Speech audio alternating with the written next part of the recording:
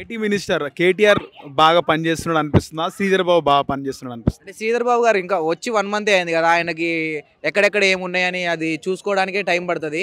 So ఇంకా ఆయనకి ఏం చెప్పలేమన్నా శ్రీధర్ బాబు ఎట్లా ఏం చేసిండు అనేది. ఆల్రెడీ ఒక 300 కోట్ల కంపెనీ ఒకటి వస్తుంది అని రేవంత్ రెడ్డి గారు చెప్పారు.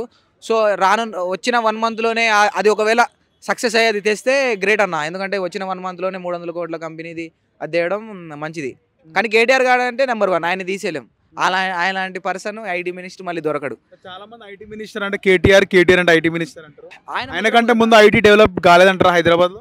ఐటీ ఆయన కంటే ముందు డెవలప్ అయింది, కానీ ఆయన చేసినదైతే 100%. ఆయనకి మళ్ళీ పేరు పెట్టలేదు, ఐటీ మినిస్టర్ మంచి చేయలేదు. చాలా మంది అక్కడ ఐటీ బీజం వేసింది చంద్రబాబు. ఐటీ బీజం పడకపోతే ఆల్రెడీ స్టార్ట్ అయింది కాబట్టి నేను డెవలప్ చేస్తుండే, స్టార్ట్ కాకపోతే ఏం చేసే వాడుండే అని. ఒప్పుకోవాలన్న, చంద్రబాబు నాయుడు గారు ఐటీ బీజం వేశారు, హైటెక్ సిటీని డెవలప్ చేశారు. కానీ మళ్ళీ ఆయన డెవలప్ చేసిన దాన్ని 10 ఇంతలు చేయడం అంటే అది కేటీఆర్ గారే చేశారు. ఎందుకంటే ఇప్పుడు చంద్రబాబు నాయుడు గారు ప్రతి జిల్లాలో పెట్టలేదు అన్న ఐటీ హబ్, కేటీఆర్ గారు చేశారు. అదే కేటీఆర్ కాకుండా వేరే పర్సన్ ఉంటే అమ్ముకొని చేసేటోడు, ఇంకా డెవలప్మెంట్ చేసేటోడు కాదు.